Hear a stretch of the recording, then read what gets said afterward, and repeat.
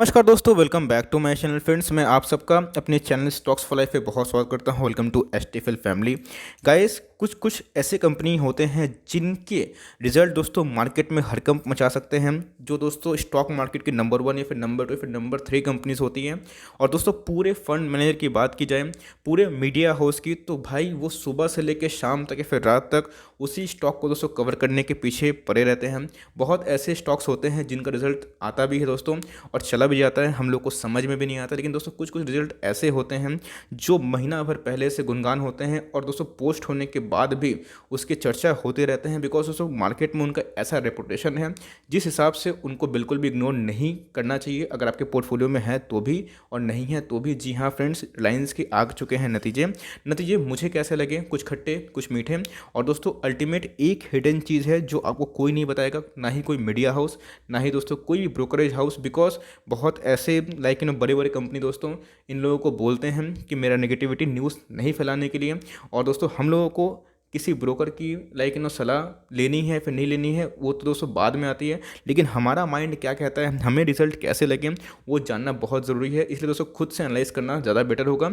अगर चैनल में first time है सब्सक्राइब कर सकते हैं इस तरह के इन्फॉर्मेटिव वीडियो को सबसे पहले एक्सेस करने के लिए। और दोस्तों अब करते हैं अपने एनालिसिस को शुरू कि मुझे कैसे लगे रिजल्ट और दोस्तों मेरी क्या टिप्पणी है, कितना टूटेगा और कितना भाग सकता है। पूरी चर्चा दोस्तों इसी वीडियो पे होगी। आपसे रिक्वेस्ट है वीडियो के अंत तक बने रहे। Now without delaying in for time, let's begin. जैसा कि फ्रेंड्स आप देख सकते हैं मैंने ओपन किया है रिलायंस की फिनेंशियल्स। तो भाई मैं कॉन्सोलिडेट की बात करना बेटर समझता हूँ, बिकॉज दोस्तों रिलायंस में 4 बिजनेस मेनली आते हैं: पेट्रोकेमिकल, ऑयल रिफाइनिंग, जियो और दोस्तों रिलायंस रिटेल। ये चारों मिला के दोस्तों रिलायंस का गठन हुआ है। तो ये चारों की बात की जाए दोस्तों तो रुपीस इन करोड़ में ही है। यस दोस्तों, जी हाँ, मैं रुपीस इन करोड़, आप देख सकते हैं कि ऊपर में रुपीस इन करोड़ है, तो कोई मिलियन का मत समझिएगा, बिकॉज ये मिलियन में पेश नहीं करते हैं दोस्तों। इनका रेवेन्यू बहुत ही बढ़ चढ़ के होता है, बहुत ही बड़ी कंपनी है। तो गाइस देख सकते हैं कि हमें 2019 के Q2 की बात की जाए तो वहाँ से दोस्तों हम लोग को एक दोस्तों डाउन साइड देखने को मिल रहा है। आप देख सकते हैं कि बात की जाए दोस्तों सितंबर क्वार्टर की, तो फ्रेंड्स आप देख सकते हैं कि सितंबर क्वार्टर 2019 में Q2 में 1,56,000 करोड़ का रेवेन्यू रिलायंस ने दर्ज किया था। और इस समय रेवेन्यू कम हो चुका है। एक कॉमन सी बात है, इनका जो मेन बिजनेस है पेट्रोकेमिकल, रिलायंस का मेन बिजनेस पेट्रोकेमिकल और ऑयल रिफाइनिंग, दोस्तों ये बहुत ही अभी मार्केट में स्ट्रगल करते हुए देखने को मिल रहे हैं, बिकॉज इंटरनेशनल मार्केट में उनके प्राइस क्रैश अभी भी देखने को मिल रहा है। लेकिन दोस्तों क्वार्टर ऑन क्वार्टर हमें सेल्स में इंप्रूवमेंट देखने को मिल रहे हैं। यस, अदर इनकम में भी ध्यान देना उतना ही ज़रूरी है। अदर इनकम में दोस्तों 4,000 करोड़ ऐड होते हुए देखने को मिले हैं। और दोस्तों हमें जून के क्वार्टर में भी, Q1 में भी अदर इनकम में बढ़ोतरी देखने को मिली। इसका मतलब रिलायंस की बात की जाए लास्ट ईयर की, तो भैया क्वार्टर ऑन क्वार्टर में भी हमें अदर इनकम बढ़ते हुए देखने को मिल रहे हैं। दोस्तों हमें अदर इनकम से उतना लेना देना नहीं होता है, बिकॉज अदर इनकम बहुत सारे स्टेक्स सेल करके भी आ सकते हैं और बहुत सारे एडजस्टमेंट करके भी कंपनी जनरेट कर सकती है। हम लोग का मेन फोकस होता है रेवेन्यू फ्रॉम द ऑपरेशन की। रेवेन्यू कितना है, तो भैया 1,16,000 1,53,000 आप देख सकते हैं कि उसमें एक डाउन साइड है और क्वार्टर ऑन क्वार्टर हमें बढ़ते हुए देखने को मिले हैं। अगर बात की जाए टोटल की तो दोस्तों हमें ईयर ऑन ईयर परफॉर्मेंस खराब होते हुए देखने को मिल रहे हैं और क्वार्टर ऑन क्वार्टर बेटर होते हुए देखने को मिल रहे हैं। अब फ्रेंड्स कंपनी के एक्सपेंसेस, बिकॉज कंपनी दोस्तों बहुत ही जानती है कि अगर वो नंबर 1 है, रैली आई है फ्रेंड्स, तो अपने एक्सपेंसेस कम नहीं करेंगे। अगर उनको रेवेन्यू कम है तो उनके प्रॉफिट दर्ज नहीं होते हैं, तो इसलिए कंपनी अपने एक्सपेंसेस भी कम करने की कोशिश करते हैं, जिनमें बहुत सारी चीज़ें आते हैं। कॉस्ट ऑफ मटेरियल कंज्यूम्ड दोस्तों, एक्साइज ड्यूटी, एम्प्लॉय बेनिफिट, सारी चीज़ को मिला दें तो आप देख सकते हैं कि हमें एक्सपेंस में कमी देखने को मिल रही है, बहुत ही वेलकमिंग है। बात की जाए दोस्तों ईयर ऑन ईयर हमें एक्सपेंस में कमी देखने को मिल रही है। क्वार्टर ऑन क्वार्टर दोस्तों एक्सपेंस बढ़ा है, लेकिन हमें क्वार्टर ऑन क्वार्टर रेवेन्यू भी बढ़ता हुआ देखने को मिल रहा है। अब बात की जाए कंपनी के प्रॉफिट की, तो भाई आप देख सकते हैं कंपनी का जो प्रॉफिट था ईयर ऑन ईयर दोस्तों डिक्लाइन होता हुआ देखने को मिल रहा है, जो तकरीबन 8 से 10% आप रफली इसको एज्यूम कर सकते हैं। बात की है दोस्तों क्वार्टर ऑन क्वार्टर की, तो भैया हमें उसमें अच्छा खासा गिरावट देखने को मिल रहा है। लेकिन दोस्तों आपको याद रखना चाहिए बीपी को स्टेक इन्होंने सेल किया था तकरीबन 5,000 crore if I am not रंग देन, और उन्हीं का जो स्टेक सेल से पैसा आया था तो ही फ्रेंड्स हमें रिलायंस में एक बढ़ोतरी देखने को मिली थी। लेकिन अभी वैसा कोई एडजस्टमेंट हम लोग को देखने को नहीं मिला। इसलिए फ्रेंड्स हमें क्वार्टर ऑन क्वार्टर भी रेवेन्यू में तो जम देखने को मिला है, बट दोस्तों प्रॉफिट में हम लोग को फॉल देखने को मिल रहा है। और बात की जाए ईयर ऑन ईयर तो हमें दोनों में ही फॉल देखने को मिल रहा है। फ्रेंड्स अगर ईपीएस चेक करना हो तो आप देख सकते हैं कि एक्सेप्शनल आइटम के बाद हमें ईपीएस में दोस्तों ईयर टू ईयर भी गिरावट देखने को मिल रही है और क्वार्टर ऑन क्वार्टर भी। इसका मतलब दोस्तों प्रॉफिट में हम लोगों को उतनी छलांग देखने को नहीं मिली है। और दोस्तों मैंने इसके पहले भी वीडियो बनाई थी जहाँ पे मैंने आप सबको डायरेक्टली बता दिया था कि इनके ऑयल रिफाइनिंग और पेट्रोकेमिकल ही मेन बिजनेस है दोस्तों। अगर उनके नतीजे खराब आते हैं तो जियो और रिलायंस रिटेल उतना टान नहीं पाएगा, बिकॉज ये दोनों बहुत ही पोटेंशियल वाले बिजनेस है। लेकिन दोस्तों अभी नए हैं तो इनको एक समय लगेगा मार्केट में। अब दोस्तों रिलायंस ने इस रिजल्ट को लेकर क्या टिप्पणी दी है वो पढ़ना भी उतना ही ज़रूरी है। अगर दोस्तों अगर मैं पढ़ूँ तो आप देख सकते हैं कि जो मेन इनका दोस्तों जो बोलना है, जो कथन है, तो the outbreak of corona virus COVID-19 pandemic globally and in India is causing significant disturbance and slowdown of economic activities। दोस्तों एकदम सही बात है। The company's operation and revenue during the quarter were impacted due to COVID-19।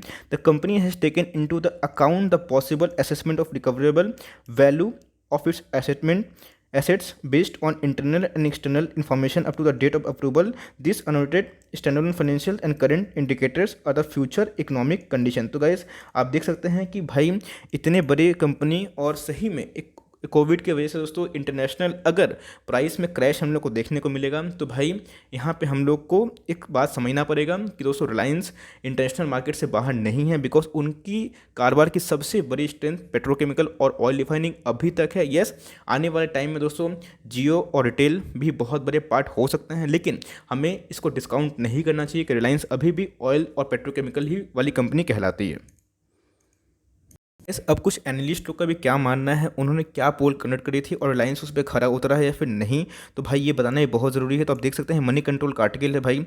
Mukesh Ambani own Reliance industries on October 30 has reported strong earnings for September 2020 quarter driven by the telecom and retail businesses.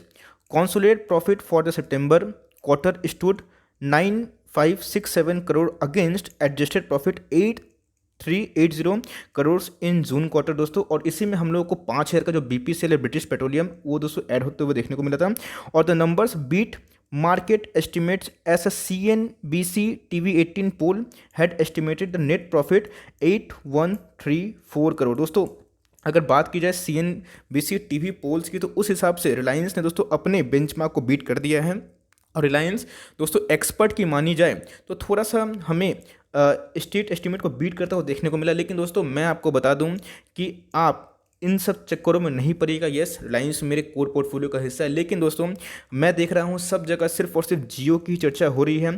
और दोस्तों हमें सिर्फ और सिर्फ जियो के बारे में ही देखने को मिल रहा है 185%। जी हाँ, बहुत ही अच्छी बात है कि ये और दोस्तों जियो ने इतना आउट परफॉर्म किया है, लेकिन हमें ये बात भूलनी नहीं चाहिए कि जियो दोस्तों अभी तक कोई भी अलग कंपनी नहीं है, वो रिलायंस के अंदर ही आती है। तो भाई मेरे रिलायंस दोस्तों ऑयल रिफाइनिंग और पेट्रोकेमिकल वाली ही कंपनी है। और अगर मार्केट में ऑयल रिफाइनिंग और पेट्रोकेमिकल के प्राइस में क्रैश आता है तो गाइस रिलायंस नहीं बच सकता, क्योंकि मैं आपको कोई भी धोखा नहीं देना चाहता। यस, ये दोस्तों मेरा one of the favourite stock है, लेकिन जो सच बात है वो बताना दोस्तों मेरा कर्तव्य होता है। यस, रिटेल बिजनेस में दोस्तों अभी भी अनसर्टिनिटीज़ हैं, बिकॉज जिस हिसाब से हम लोगों को देखने को मिला जो फ्यूचर रिटेल और अमेजोन का जो झगड़ा है, और फ्रेंड्स अभी हम लोगों को जियो से ही रिलायंस नहीं बच सकता, लेकिन यस स्ट्रीट एस्टिमेट को बीट किया है। और फ्रेंड्स अगर आप देखें तो हमें रिलायंस अभी भी ऑयल कंपनी ही देखने को मिलती है।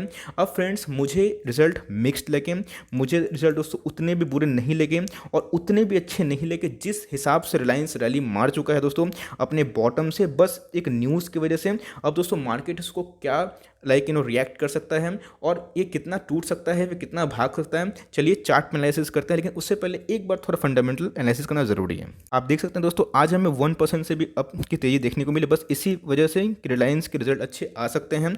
और दोस्तों ये हमें 2000 के लेवल से नीचे जाता हुआ नहीं देखने को मिला, 52 वीक लो बहुत ही कम है। और अब दोस्तों मार्केट कैप की बात की जाए, 13 लाख करोड़ की मार्केट कैप वाली एक हाथी वाली कंपनी दोस्तों मीन्स बहुत ही बड़ी कंपनी है और स्टॉक मार्केट की number 1 company as per the market cap.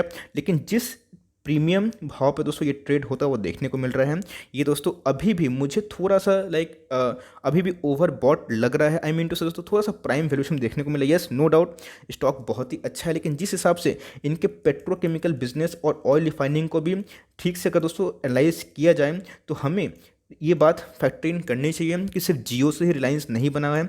जियो का दोस्तों जो कंट्रीब्यूशन है वो बस 2800 करोड़ का प्रॉफिट कंट्रीब्यूशन है, और दोस्तों वो छोड़ के जो मैक्सिमम 6 से 7 हज़ार करोड़ का या फिर 4-5 हज़ार करोड़ से भी ज़्यादा का जो दोस्तों कंट्रीब्यूशन है वो ऑयल रिफाइनिंग और पेट्रोकेमिकल का है। ये भी हमको ध्यान रखना चाहिए। डिलीवरी दोस्तों आज के दिन कम देखने को मिल रही है। मैं आपको इंकरेज करूंगा कि आप एनएससी की वेबसाइट से डिलीवरी चेक करिएगा दोस्तों, वो अप टू डेट रहते हैं।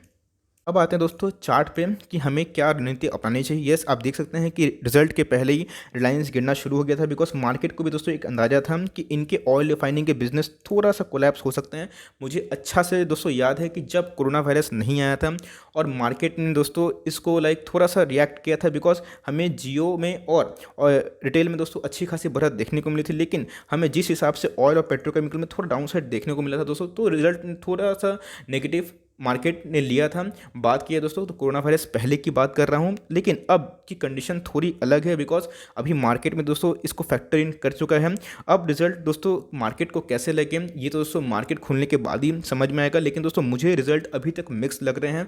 मुझे दोस्तों रिजल्ट उतने भी आउटस्टैंडिंग नहीं लग रहे हैं जिस हिसाब से ये प्राइस पे ट्रेड होता है वो देखने को मिल रहा है दोस्तों, और इतना प्राइम वैल्यूएशन पे यस स्टॉक बहुत ही बेहतरीन है। और फ्रेंड्स अगर आपको डाउन साइड में मिलता है, यस अगर दोस्तों आपको ये लेवल पे अगर ये स्टॉक मिलते हुए देखने को मिलता है, आप दोस्तों जीटीटी लगा सकते हैं। 1900 रुपया इसका दोस्तों एक अच्छा सपोर्ट है। अगर मार्केट रिएक्ट करता है, अगर एक ग्लोबल सेल ऑफ आता है रिजल्ट को दोस्तों, अगर मार्केट नेगेटिव लेता है तो 1900 1800 दोस्तों ये उसका सही भाव मुझे लगता है। यस मेरे हिसाब से मैं दोस्तों बहुत ही लोअर लेवल से इसका शेयर होल्डर हूँ, तो मेरे हिसाब से अगर भागता है दोस्तों मुझे प्रॉफिट बुकिंग का एक मौका दिखाई पड़ रहा है, बिकॉज दोस्तों इनके फंडामेंटल अभी भी वैसे नहीं हैं जो ये अपने ऑल टाइम हाई को बीट करेगा। यस गिरता है तो मैं एवरेज करने का और सोच सकता हूँ, और फ्रेंड्स भागता है तो भाई ये इसका अल्टीमेट रेजिस्टेंस हो सकता है जो 2200 कैलकुलेट होकर आ रहा है। अब डिपेंड करता है दोस्तों कि मार्केट इसको कैसे रिएक्ट करता है। यस स्ट्रीट एस्टीमेट को दोस्तों बीट किया है एज पर द सीएनबीसी, लेकिन दोस्तों आप सीएनबीसी या फिर किसी को भी फॉलो क्यों करेंगे, आप दोस्तों अपने माइंड को अपने एनालिसिस को ही फॉलो करिएगा। आपको अगर रिजल्ट बेटर है लगते हैं तो ही दोस्तों आप निवेश का सोचिए, आपको रिजल्ट बेटर नहीं लगते हैं तो आप वेट एंड वॉच कर सकते हैं, बिकॉज दोस्तों मार्केट में रिजल्ट के बाद हाथ पाँव नहीं मारना चाहिए, थोड़ा सा स्टॉक को सेटल होने देना चाहिए दोस्तों। भागे तो भाग जाने दीजिए, गिरे तो हम लोग उसको उठा सकते हैं only for long term. Stock बिल्कुल ही बुरा नहीं है, बट जिस हिसाब से रैली आ चुकी है अब मार्केट दोस्तों इनके ऑयल रिफाइनिंग और पेट्रोकेमिकल बिजनेस पे कैसा रिएक्ट कर सकता है ये बहुत ही चर्चा वाला विषय होगी, बिकॉज सिर्फ और सिर्फ जियो से दोस्तों रिलायंस नहीं बना है। ऐसे कंपनी रिलायंस बहुत ही अच्छी है दोस्तों। मैंने अपना अनबायस्ड जो रिव्यू है वो आपसे शेयर किया। आपको दोस्तों अगर रिव्यू पसंद आया मेरा तो प्लीज़ लाइक ज़रूर करिएगा इस वीडियो को, और चैनल सब्सक्राइब नहीं किया तो कर सकते हैं। और फर्दर दोस्तों मैं एक और रिव्यू करने जा रहा हूँ दीपक नेटवर्क पे, तो दोस्तों स्टे ट्यून गाइस। ये रहा आज का आज की टॉपिक की बात की जाए दोस्तों रिलायंस के ऊपर खत्म हो चुका। वीडियो थोड़ी लंबी बन गई, माफ़ करिएगा, लेकिन दोस्तों इतना कुछ बताने के लिए थोड़ी सी लंबी वीडियो बन जाती है। So guys for timing that's the end of the video analysis on Q2 result of Reliance. Guys मिलते हैं जल्दी, तब तक के लिए बाय, थैंक्स फॉर लिसनिंग दोस्तों, गॉड ब्लेस यू ऑल।